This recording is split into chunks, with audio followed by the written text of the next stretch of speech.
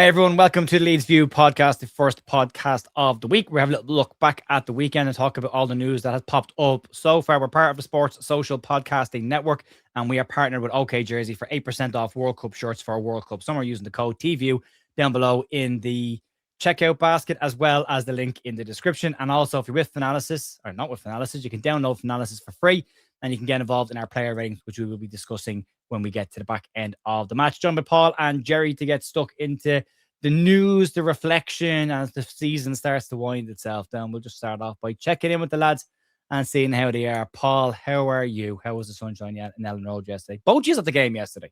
We were together again. It's just for one last time this season. One last hug. I was talking to Gerry about this. I've been very fortunate this season. I've only missed, I think it's 3 home games this season, which is the most that I've ever done. As you can see behind me there, that's every time I've been in the Bremner Suite. So thank you, Gerry, for those. Really appreciate that. I caught the sun yesterday for some bizarre reason, but I'm very pale. I gave a very camp introduction to the chuck wagon near the van to get a sausage roll. God knows why.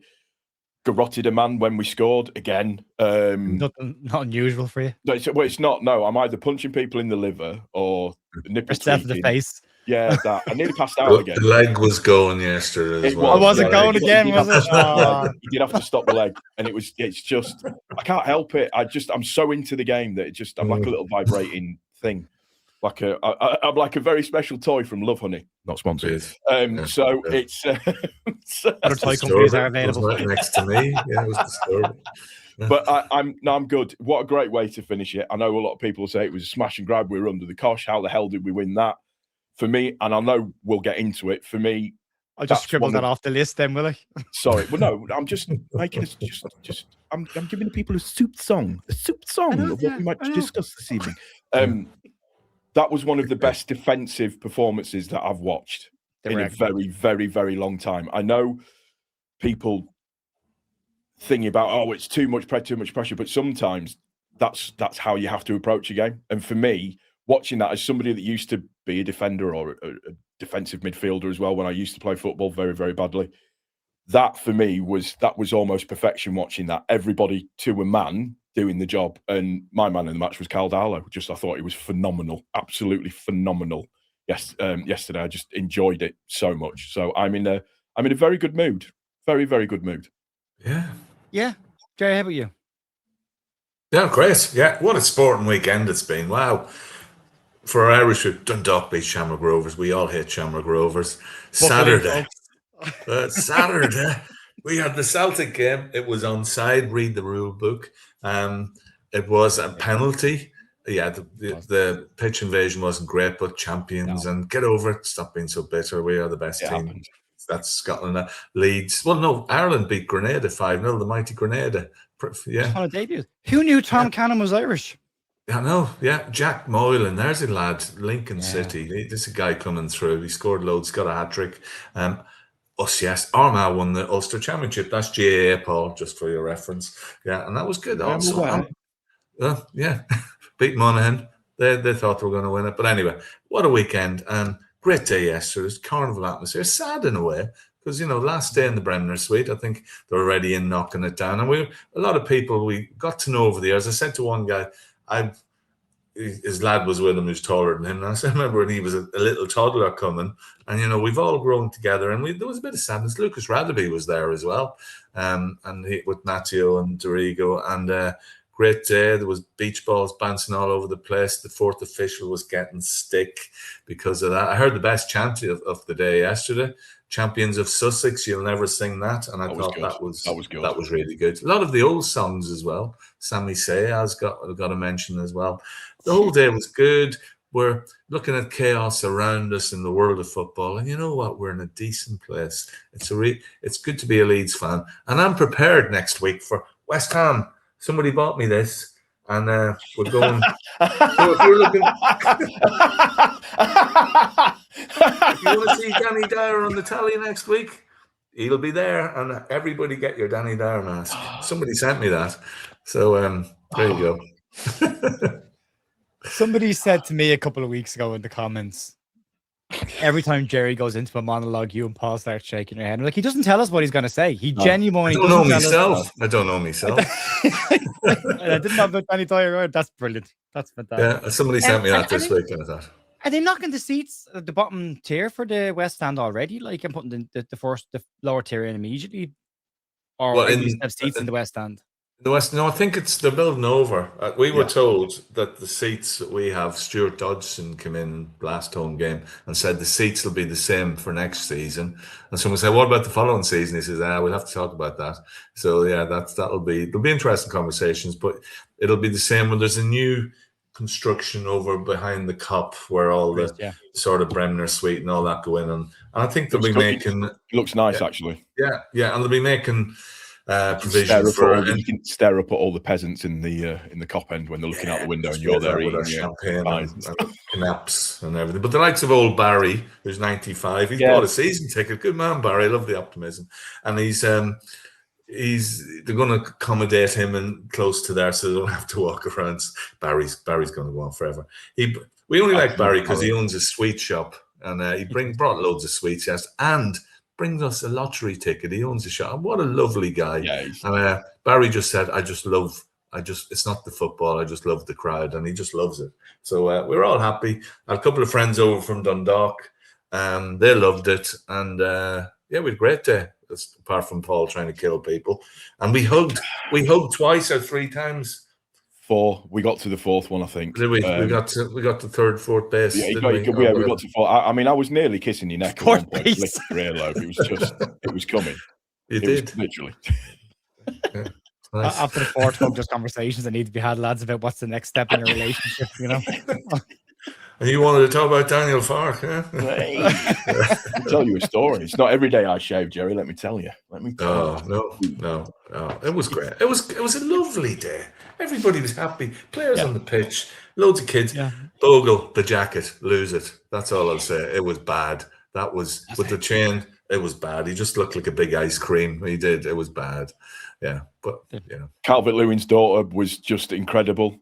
She would not stay still. She was running everywhere. Flip, She just flipped and the cup as well. The guy who came out, nobody knew. It was Melia with the fop of hair.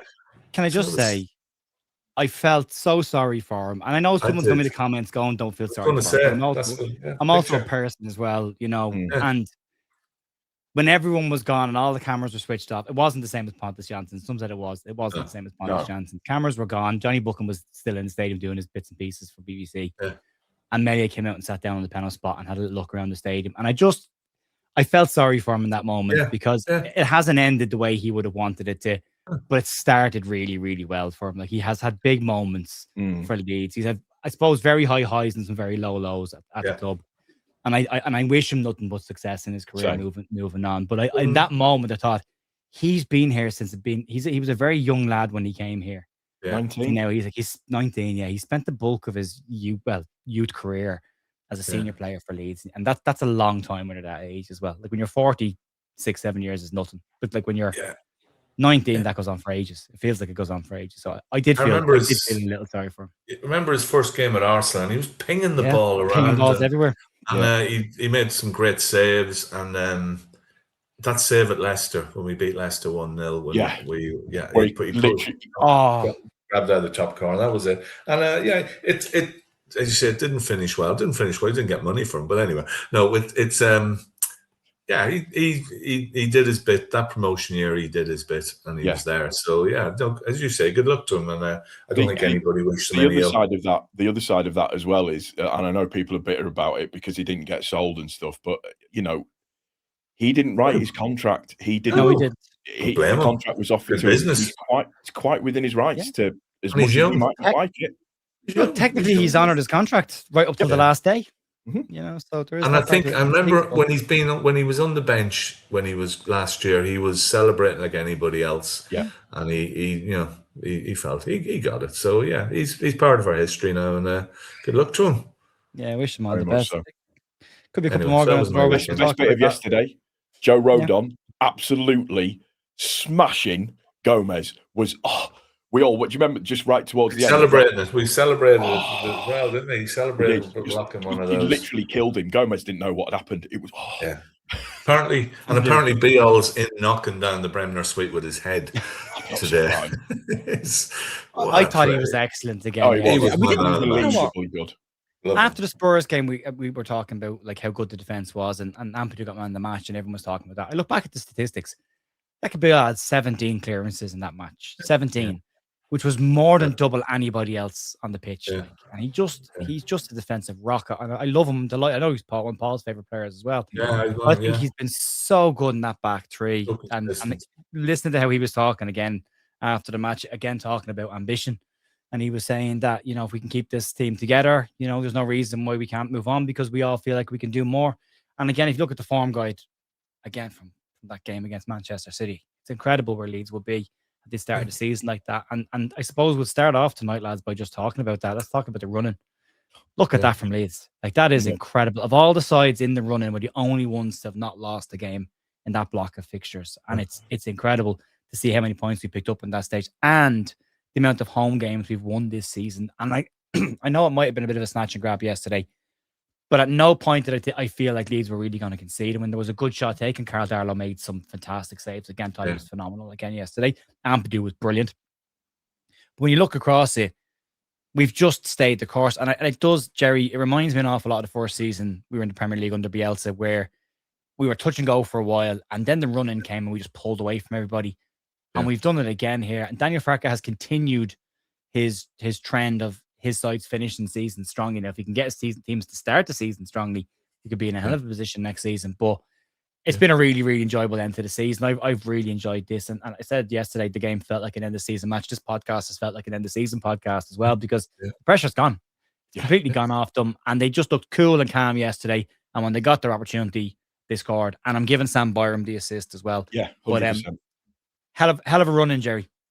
Yeah, well, I didn't realise. I looked back yesterday, and Sunderland is our last defeat. If someone had said that to you, that would be our last defeat, depending on what happens Sunday, of course, you'd go, wow. I was at that one. Thanks for that. That is, it's phenomenal. And as you say, we accelerate. We did it last year as well, hit a rocky patch. And that Sunderland game, we were all a bit worried. And we accelerated away, see, under Bielsa.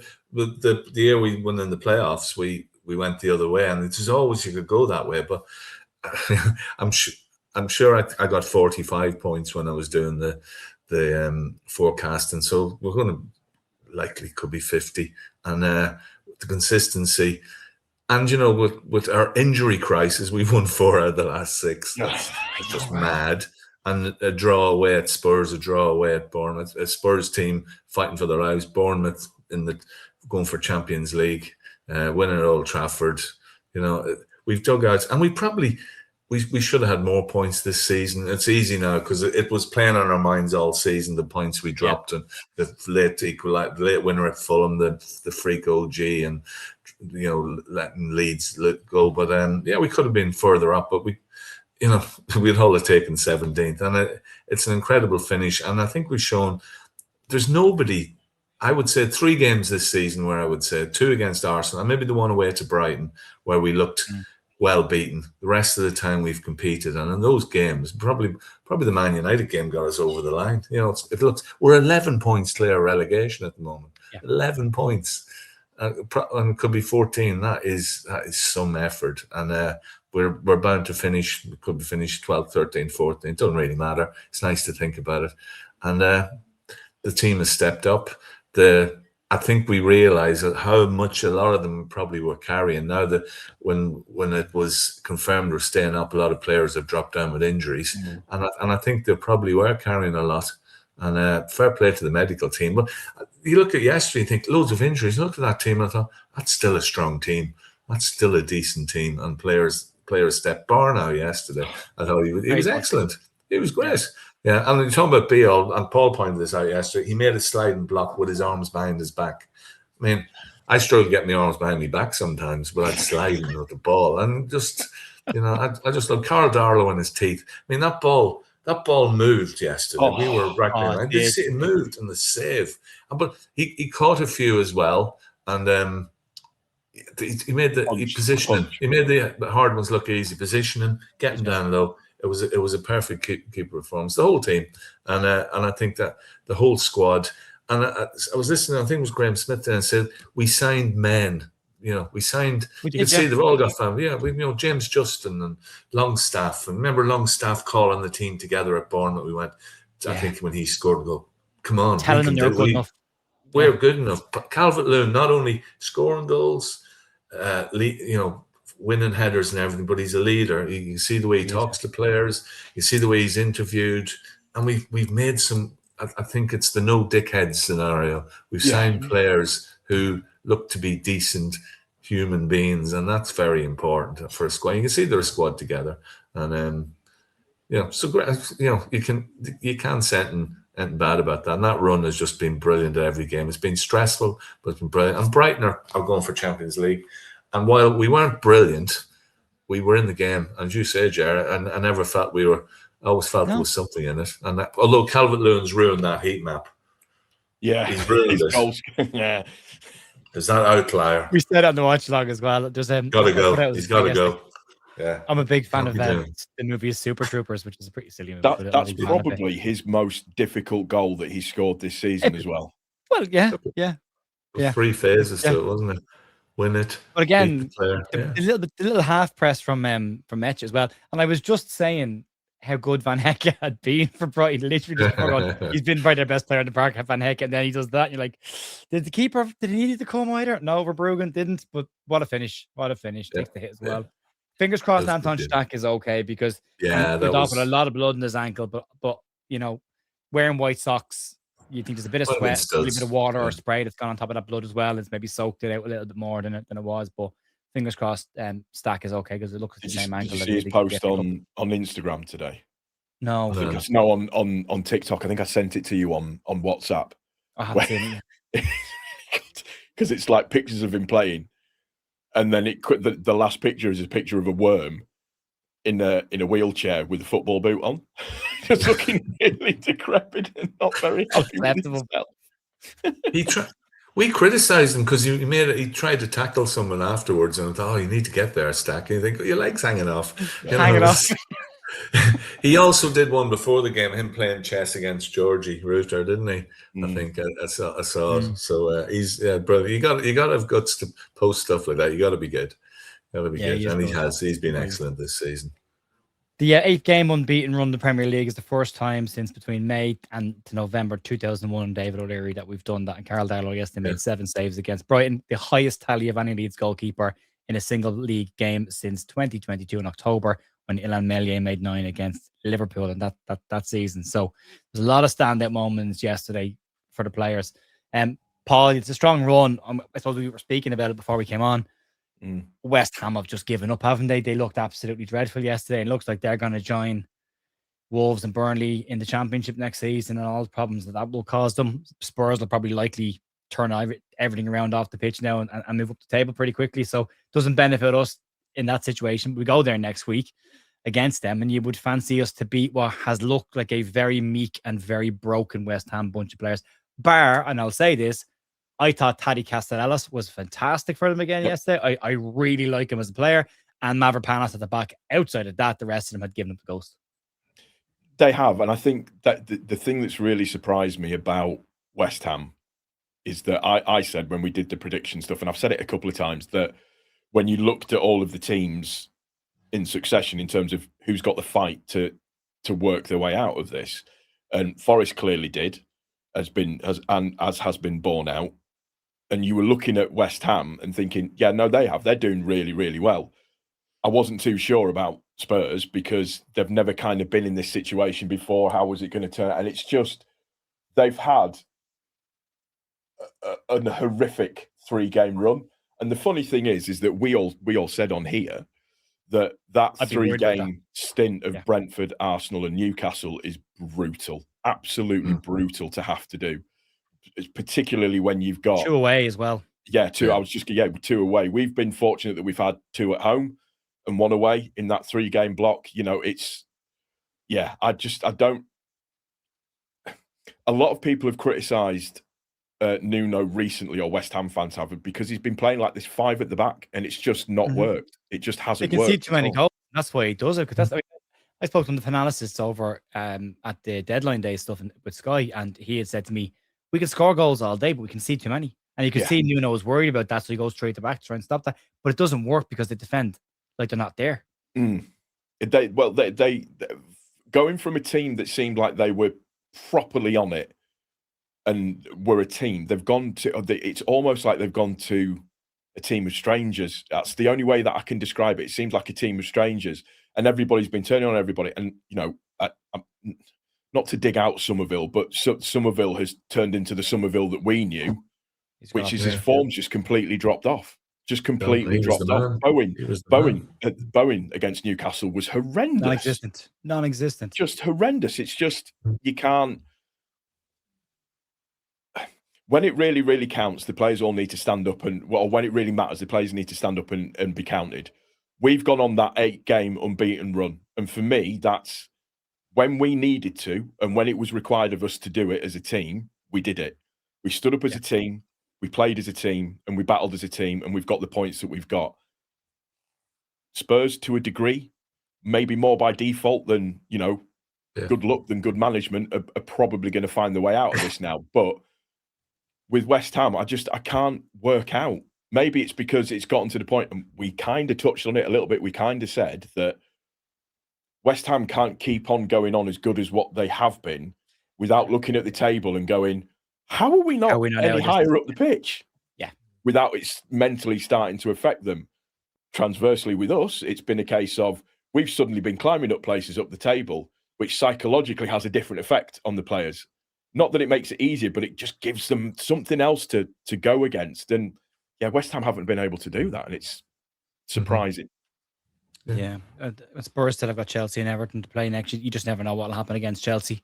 No. So it might kick the can down till the end of the last day of the season and see what team leads. I would have liked to see Alfie Creswell come off the bench for Anton Stach yesterday when he went off injured. But I said jokingly, knowing Daniel Farke had bring Joel Pirro on in midfield to just run around a bit, and that's exactly what he did. And Pirro was screaming for the square ball from Dominic Calvert-Lewin when he nicked it off the goalkeeper, but celebrated anyway.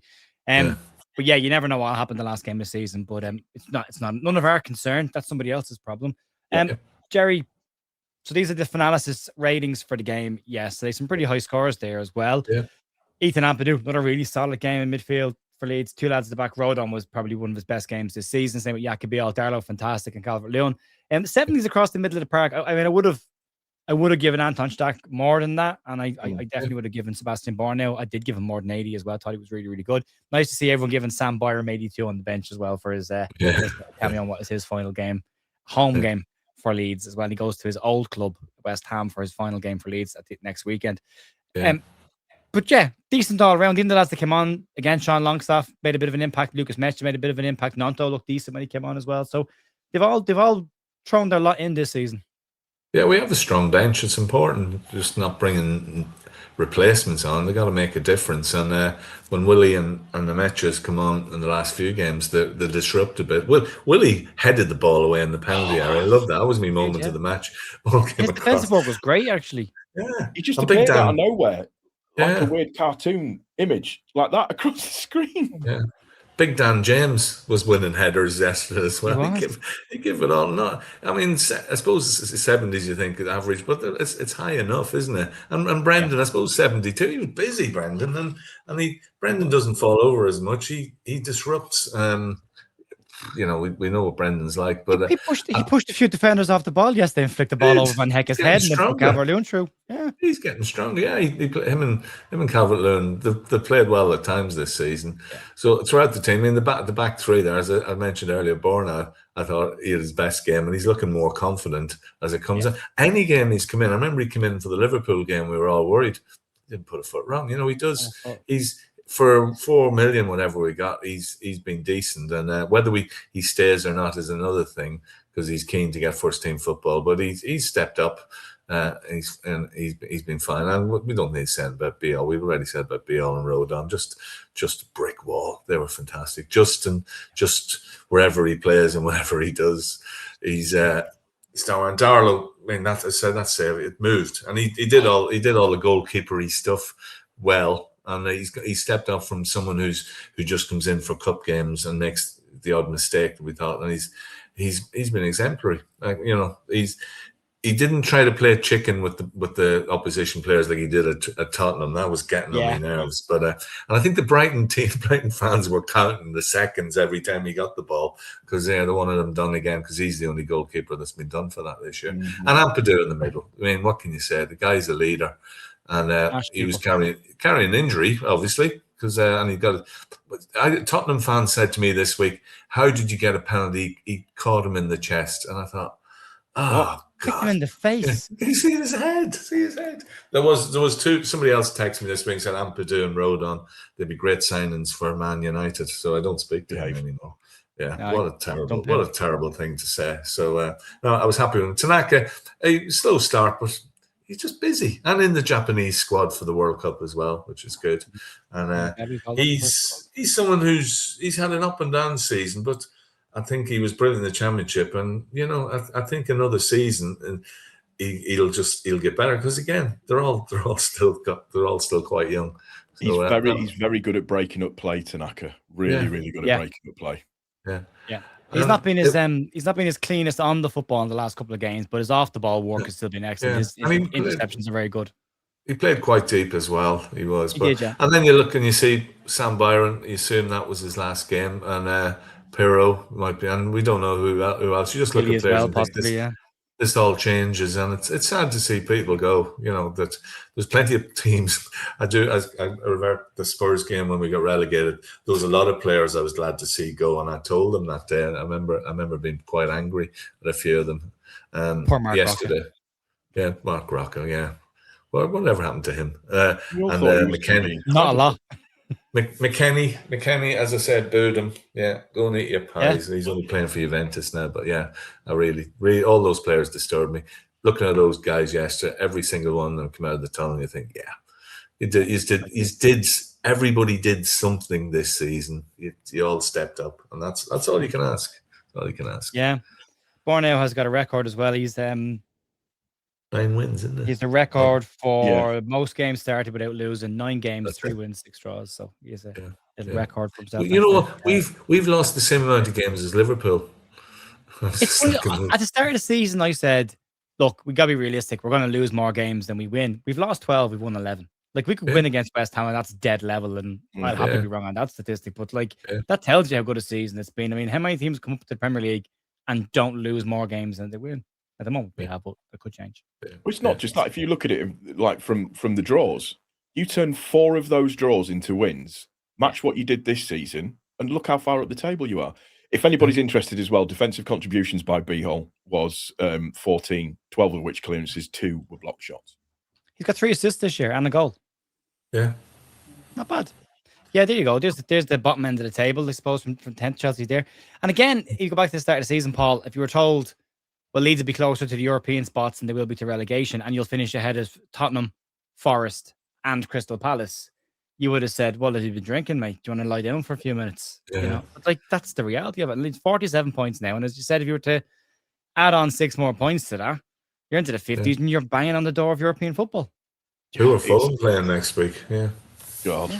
Yeah. But it's true though. You look at it, we turn I mean, even just turning 2 of those draws that we've got this season into wins, we're on 51 points. We're suddenly in the top half of the table. That's Chelsea, Newcastle, and Everton. Yeah, that's the difference that it takes. That's what we need to be doing next season. I mean, we're ahead of where we wanted to be. If that leak memo is to be believed, it was 16th that they were looking for this season, and then 15th next year. 15th next year. We're 2 years ahead of schedule. Then, if you look at that leak memo, so it's going to be the difficult part and the interesting part that happens over the next summer to see how it's maintained. But you can't be anything other than pleased with how these boys have performed this season. Like I've said, and I maintain it, we've got a squad of players that we can all identify with. We've got a squad of players that look like a team. We've got a squad of players, to quote Gerry, that aren't dickheads. We've got a squad of players that understand what it is to be a Leeds United player. And we've now, it would appear, have got a squad of players that can cope with the weight of wearing the Leeds United badge, which makes a huge difference. Has talked about an awful lot about how important it is to understand what wearing that white shirt is to the fans, and you have to get that. And these guys, they've all gotten it. You see them in the work and effort they put in, they battle, and the things that they say in the press, like they clearly are aware of what the fans think. I mean, I think it was BR last week was saying that playing in Elland Road under the lights, he said, is incredibly special. He said he would encourage anyone to go and play in a match or go and watch a game in Elland Road under the lights. He said, because it's something else. He said, you can, and when it's not going well, you can hear it and you feel it. That gives you the motivation to turn around, because when that wave of support starts to bubble behind him, he said, it pushes it over the line. So like they're all very aware of it. It's really important that we keep that atmosphere there. But it's they get it, they understand it. And again, BR said yesterday after the game, they felt that connection with the fans this season, Gerry, and it was important that they brought the fans along with us. And again, I think about the halfway through the season, we're going through that wobble, and even Ethan Ampadu, I think Joe Roden at that time had said, we've got to start giving the fans what they deserve here, because they've been brilliant, and they did. Yeah, the fans stand up. Beale's the best Bond villain we've ever had play for Leeds, I think. Isn't he? Bringing the Buzz Cut back. He's got a look about him, hasn't he? He really, I wouldn't mess with him. Yeah. No. The fans, I think it is a special atmosphere. I said it earlier, no flags, no drums, no goal music. It's just pure passion and limbs when we score. It's just the best feeling. And they get, Leeds fans are well educated. We know when people are trying, and we know when people aren't. And I think there's not any time this season where I don't think anybody thought the team weren't trying. Just a bit frustrated at times, but when they're given it, and especially under the lights, it is incredible. It's even yesterday we were on a nothing game. When that goal goes in, it was mad. It really was. The place went mad, and it was just Leeds have won again. This is a goal, and we're going up the table. So it is very important. And the players, as I said, they get it. They just get it. They get it what it means, and it's a very unique club. Why did Calvert-Lewin get that burst of pace at 94 minutes? By the way, he hadn't had to do that much running before that. To be fair, it was just a case of chest the ball down or head it, and then just stand around and wait for us to defend for a while. He had most of the ball. Well, he's injured. He's injured all the time. Let's have a chat about the manager for a sec, because we should. Deserved his flowers yesterday. Got them. Well done, Daniel Farke. Cracking season. Well done for turning it around as well. He made comments during the week. We saw the press conference, and it was interpreted different ways. And I suppose depending on what quote you want to just take, if you haven't watched the full thing, you can take one quote and create a narrative on the back of that. At no point did I ever think it was Daniel Farke saying goodbye to everybody. I don't also think, and I said this in the video that we did during the week, that he was putting a gun to anybody's head, but I think he was just being reflective, looking back, taking a moment to go, look, we've done an awful lot in 3 years, and look where we are right now. And a little warning shot, not necessarily to the owners, but just to everybody, to remember the past, remember what happened last time. Don't rest on your laurels. And as a fan, I think it's a really important line for us, because that should match up with all of our fears of, well, what do you do now? Are you going to push this on? And Paul, when you look at that league table again, it's so congested in that middle, and it's so volatile in terms of what the other clubs have got to do this summer. Leeds could take a huge step forward with a good summer. There are players going to leave. There's talk of Willie Nanto and Freiburg. There's Joe Perry's future. There's all the players that are out on loan. You could be looking at 7-8 players, including the loanees, that leave the club in the summer.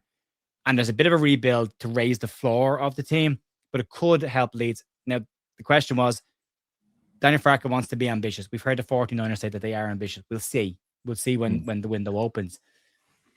Some of the verbiage coming out of the place at the moment is that they will match that ambitions. They're going to match that ambitions. They will match the ambitions next season. They see the opportunity here. But it is a really important summer. Daniel Farke has done an awful lot this season since the turnaround. He's on a hell of a run. And if he is as ambitious as he says he is, and they do look to match that ambition, it could be a very important summer for Leeds. And it could give us a real strong chance next season to push on the Premier League. Huge. Oddly, I've got a video that came out half an hour ago that talks about this. So oddly enough, now I'm joking, I'm jesting. I have it in the notes to talk about. It's fine. The way that we need to look at it is clubs like Brighton, regardless of size and who's the bigger club, except so on and so forth. Clubs like Brighton, Bournemouth, Brentford, they're where we want to be in a few years' time. How do they get to that position? Or how have they gotten to the position that they're in, where they're challenging to get into Europe? And the way that they've done that is by bringing on young talent, bringing players through, and then selling those players on, and then buying in players that helps raise the floor or the ceiling of the team as it moves on. And that's the position that we kind of find ourselves in now. So players that might be going out, so some of your favourite players, so there's a strong chance that Stroik could go. There's a strong chance that Nonto could go. But then when you look at it on the face of it, what they could potentially bring in, forget Nonto's really ridiculous sell-on clause, by the way, but you look at players that they could, you look at players that they could, the money that could then bring in, just on all of the players that we've got there, by the time it comes down to it, we could potentially have another 50 to 80 million to put into the coffers when you look at all of the players that are potentially going to come in. But what that needs to do is that needs to allow us, or Farke needs to be allowed to then raise the ceiling or raise the floor of the team and keep it bringing up, because we've gotten to the end of the season and all the injuries and we've kind of gone, bench is a little bit, had it been really important and we had something on the go for the end of the season, i.e. having to stave off relegation or we're going for Europe, stuff like that, and to have all of these players suddenly dropping, we need to make sure that when we look at the bench, that we have the ability to bring on players that are going to be changing that. So we need to look at what Brentford, what Bournemouth, what Brighton have done, those teams, and just getting themselves slowly but surely and sensibly further up the league, just in terms of the business that they do. And that's the position that we find ourselves in now. I would probably say we're 2 years ahead of where we need to be, like I was just mentioning, because where we are in the table. Yeah. So there should be some decent investment. I mean, Marseille have put all of their players up for sale, so we should go and put a cheeky £10 bid in for Pajal just for shits and giggles. But that's the way that we need to look at it. I know everybody wants the lovely, bright, shiny new things, the £50 million striker, the whatever. But what we need to do it sensibly. We need to do it absolutely sensibly. We need to make sure that we're walking correctly before we run. And that was the mistake that we made all of those years ago. For whatever reason, we broke off into a sprint for whatever, because Ridsdale wanted to, and that's where it all fell apart. You heard Dave O'Leary talk about the Rio Ferdinand stuff this week, Gerry, and he was on the overlap. He was saying that basically Ridsdale had said to him, "What's the bottom end, top end, and middle end of what you want?" And he said, "Look, bottom end." He goes, "What's the top end?" He goes, "Rio Ferdinand." He said, "The build, the pace, that kind of stuff." And he said that was in hospital and he had the phone off. And he said, he came back and, Ridsdale had asked him beforehand, like, how much? He goes, "I don't know, 10 million, I reckon we can get him for." And he came back and said, we got 18 million for him. And he was like, if he told me that beforehand, I would have said, stay where you are. Don't spend the money. It's not worth it. Like, negotiate a better deal. You just need to throw money at people and they put us in a dangerous position. But if you're looking at the volume of players that could go out of the club this summer, and if they're smart and they can bring in, and this is only rumored at the moment, but Willie Nonto possibly has a 25% sell-on clause in this contract, so you're gonna have to bring in a decent chunk of money to make a good bit of money on him as well. But if they do manage to sell off the players that are not involved in the squad and they're not playing every single week, and yes, they've been maybe some of our favourites, and yes, we might not think they should all go, but if they are smart this summer, if they learn the lessons of the past, and then they can bring in the difference makers in certain positions to strengthen the squad, the foundation is very strong from this season. Yeah, well, that's as Paul says. Those three teams you mentioned, Brentford, Bournemouth, Brighton, that is their model. And they bring in players and you think, where's he come from? Who's he? And they're selling them for 30, 40 million. Usually it's Chelsea. And, Casido, he was one. And what they brought in 115 million they sold him for, which probably again was Chelsea. Chelsea being a bit mad. But and Bournemouth lost their defence last year, basically a goalkeeper and three defenders, and they got the money, and Semenyo, and they brought in that guy Rayan in the transfer window in January. He just stepped up. He was a 19, 20-year-old South American lad. And when we were down, Bournemouth were one of the better teams when we played them a few weeks ago. They were a really good team. Whether with the losing their manager now is going to make a difference, I don't know. But Brighton seemed to again move from manager to manager, and it just keep that going. I suppose you look at Southampton and think, well, that used to work. They used to sell everybody to Liverpool, and then it dried up a bit. But we've got to look at that model as well, because if we go out and sign 4 players for 50, 60 million, that's very dangerous stuff to do. And you look at the Liverpool and Newcastle, they go out and sign these. They don't look at the cheaper players. It seems they want to satisfy the narrative and the fans and have to spend big. You don't always have to spend big, and I think we've shown last summer, how I've got Stack in me mind thinking of that. and Justin and all these players, sensible, good. Okafor, yeah, good recruitment. We always thought we didn't do enough in everything, and I think we're still right. We probably needed to do more. And look at the free agents as well. That went okay, didn't it? It did, yeah. Wilson is a free agent, isn't he, this year? So I think. So those are it's the models there. As you say, small steps. If we finish 14th again next year, I'd be okay with that. If we had the same sort of season, I'd be okay with that. Steady as you go and just build it up. Europe isn't all it's made up to be. Sometimes it can be a drain. So we just this year.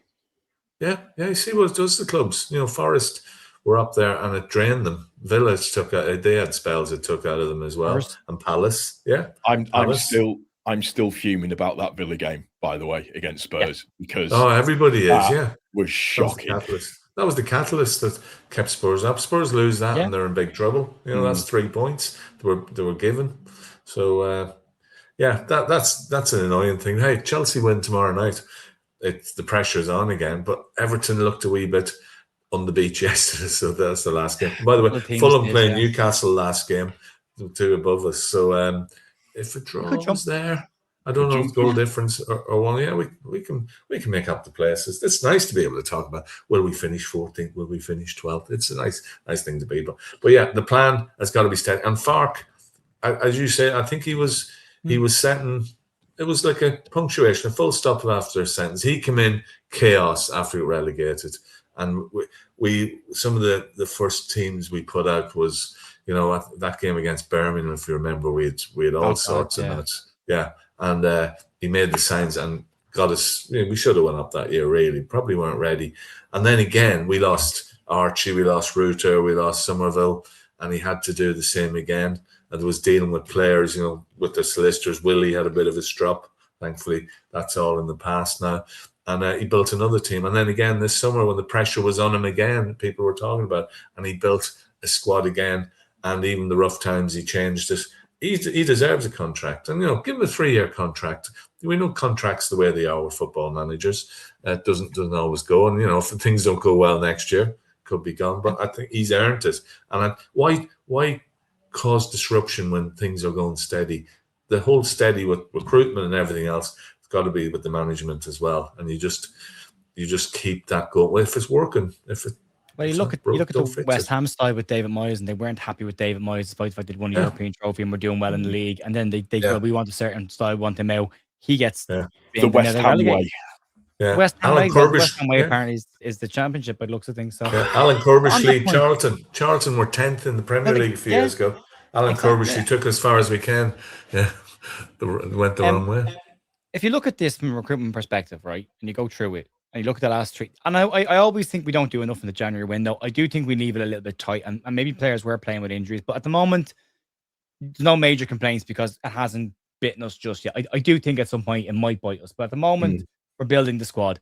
And if you look at the squad that we've got, including the bench there, and you go, Carl Darlow was brought in by the current ownership, Joe Rodon, current ownership, Bial, current ownership, Bornau, current ownership, Dan James, old ownership, Anton Stack, Ethan Ampadu, Outsinaka, James Justin, current ownership, Dominic Calvert-Lewin, current ownership, Brendan Aronson, old ownership. And then you go through the bench, Longstaff, Peru, Mecha, current ownership, and then you Byram and Nanto. Well, Byram's current ownership and Nanto's the old ownership. So of that group of players that have gotten us to where we are in the league, the bulk of them, the vast majority of them, and who've played regularly this season outside of Pascal Struijk, have been recruited by the current recruitment team. So before we go into summer and start criticizing what they're going to do, and Adam Underwood got called some horrendous stuff during last summer, look at how well they've recruited at the moment. And for me, I keep saying it, they've got credit in the bank coming into this summer. I'll trust the process. I'll see what they bring in. We know the areas they need to strengthen. But I don't think that that's a bad squad. I think they've done a reasonably decent job on that so far. So we'll see how it goes. I do want to talk about this before we wrap up tonight. And that is the new render of what Elland Road will look like. And for all the people who are struggling with the apparent new city that's been built around the stadium, this is all part of the additional development plan that has been put in for the area as well. The peacock is hidden in there somewhere over here where the mouse is wiggling around. That is what it will look like. Apparently, we're going to have the Estoril squad in the stadium next season. Look at the flags that are in there, because you won't see any of those flags in an Elland Road ground. But it's a fantastic looking stadium. Gerry, that's you just over there on the left, just sitting in about halfway up there on the left. I will be further over. Yeah, no flags. We don't want flags. No, we don't want that. It's impressive though, Gerry, isn't it? Oh, it's fantastic.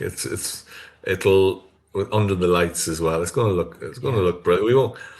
I think any of us going there, even I'm 62 now, and I think a lot of my age group and a few older, we only know Elland Road one way. Yeah, there was a few bits bolted on by Bates and what have you, and banquet and suites, but mostly nothing's changed since my first game at Elland Road was 82 Brighton, funnily enough, last game of the season.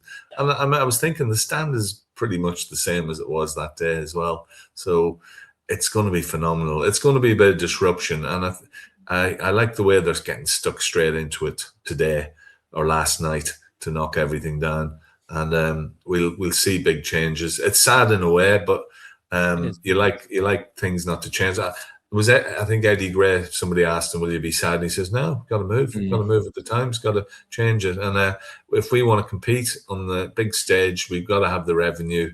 We've got to have the stadium. You know, this is something that we can use for internationals or anything. You know, it's just needs the traffic, the transport infrastructure is the next thing that really got to. That's been approved. That has been approved. Apparently, the tram has been approved by the council. So that's the have you noticed what's at the top of that picture though, which looks suspiciously like a tram drop-off point? Here. Yeah. Up on the left. It does actually. Yeah, you're right. Yeah. That'll be all right. Yeah, we'll take that. I might even get the train to Elland Road. No, maybe not. I won't trust the trains. The transport. It appears to vanish into a couple of trees and not come out the first time, but that's a different problem for you. Absolutely. But I mean, council will put. Pete Lowy said it himself, didn't he? The thing that's killed off the LS11 area is the motorway. It's the M621 because it just cut a line down. Yeah. I bet you the council will put the prices up in the car park next to McDonald's. Yeah, it appeared to have knocked down McDonald's and put a bus park in by the looks of things at the moment. Possibly. Yeah, just down lower, but maybe not. Poor McDonald's staff. I saw people talking about the South Stand. What are they going to do with the South Stand? Then I saw pictures of the old Mestalla Stadium where the stand goes over the top of the road. I think it was Mestalla. It goes over the road. The road actually goes underneath the stadium. And we've seen that in Lansdowne Road years ago, Gerry, when the train was in the back of Lansdowne. It'd be rattling in the stand. Start rocking when the train went through. But yeah, that was the old Lansdowne Road. Yeah, I like it. I'll be sad as well because, like, when I used to go there with my dad, we always sat in the same kind of section in the West Stand. We sat in LL and LJ in the West Stand, about 4 or 5 rows up from the back of the dugouts because we wanted to be close to the dugouts to see what was going on and listen to the managers. So that's my memories of going there as well. So, you know, and the last time I sat in that not up with you, Gerry, but last time I sat in that stand in the main part was on my own when he was 6. So there's a lot of memories for me in that stand as well. So it will be sad to see it go. But you'd think of the players that have walked through the back of that stand and the managers, like we've seen Don Revie there, we've seen the Brian Clough ins and outs in the 44 days and going in that door and out that door. We've seen the players in the Fullerton Park behind, which, by the way, if you're not aware of it, that stand goes all the way back to where Fullerton Park car park is. It's huge. People don't get how big that stand's going to be. It's going to be massive. So big. I mean, it's the wharf in the East Stand when you look at it like that. So there's a lot of history in those hallways and players that have walked through, good, bad, and indifferent, you know, that have gone through it. So there's a lot of history there, but it's can't stand still. And unfortunately, sentimentality in football will usually send you down. So we've got to make hay when the sun is shining and get this thing up and running. So it'll be a fantastic looking stadium, no doubt. They've thought about it. I like the overhangs as well because that does give you some hope that the atmosphere will be retained and kept within inside amphitheatre. Amphitheatre, correct, Paul. Yeah, correct. And loads of solar panels as well. So electricity bill will be low. But yeah, really, really good. Paul, your thoughts? It just looks so good. It just looks really nice. I'm big on taking areas that might be a bit socially and economically deprived and really trying to inject a little bit into them or trying to modernize them. They'd started to do it with Holbeck in terms of making it better, making it look better, putting in the new flats and apartments and all of that kind of stuff in and around the Holbeck area. And then this just adds to it. And, you know, there's the social housing element of it that Lowy's talked about. There's the business element of it where there's going to be offices and stuff in there. There's going to be flats in there. There's going to be all sorts of stuff. There's going to be a medical bars, restaurant, clubs, restaurant. For anyone who's already living in that area, all of a sudden you'll have a whole lot more for you. It's the jobs that it's going to bring to that area as well. you know, there's these apartment blocks and stuff. They're going to need cleaners. They're going to need maintenance people. They're going to need all of that type of stuff. It's just going to bring so much to the area. It's fantastic. I mean, the stadium just looks wonderful, and I know a lot of people were worried that it was going to look like Liverpool, but it doesn't. It doesn't look like Liverpool. The new renders don't look like it. But it looks nothing like it. And I think it's going to be fantastic. I can't wait for it to happen. Yeah, it's sad to see, you know, the frozen piss on the toilet seats disappear, but I'm looking forward to it. I am genuinely looking forward to it. I'm looking forward to seeing how it progresses throughout the years as it's over the 2-3 years when it's being done and everything, and just getting in there with maybe getting a drone and flying a drone over it and just seeing how it all gets built and everything, and pretending to be one of them really weird auditors on YouTube. I'm sure someone's going to do a time frame. Probably. I hope so. They would think so. Well, we've got 4 years. 4 years before it's fully done. West Stand first, then the Cop. So I would have liked the Cop being one clear stand, but you know, the South Stand might get that. You never know. So we'll see what happens. Exciting times ahead. Folks, we'll wrap it up there and we'll leave it. You can find Gerry over on Talking Leeds podcast. You can get Paul on the Leeds Therapy. Paul has a new video that's just gone out tonight while we're on as well, so you can go check that out if you want it. All the details for the lads are down below. And if you want to support this channel, you can subscribe to the channel. You can like the video if you want it. They cost you nothing. Big up Danny Dyer. And then we partner with OK Jerseys, 8% off for World Cup shorts for World Cup. So our link down below in the description. Use the code TView in your shopping basket and order a size up. Will be the advice. Right, folks. Paul, thanks. Gerry, thanks. I will see you on the next one this week. Back in the morning for the news. And we will have our final normal week podcast next week before we do our end of season wrap up and review and player of the year talk and all that kind of stuff. So we'll see you soon. Bye. Good night.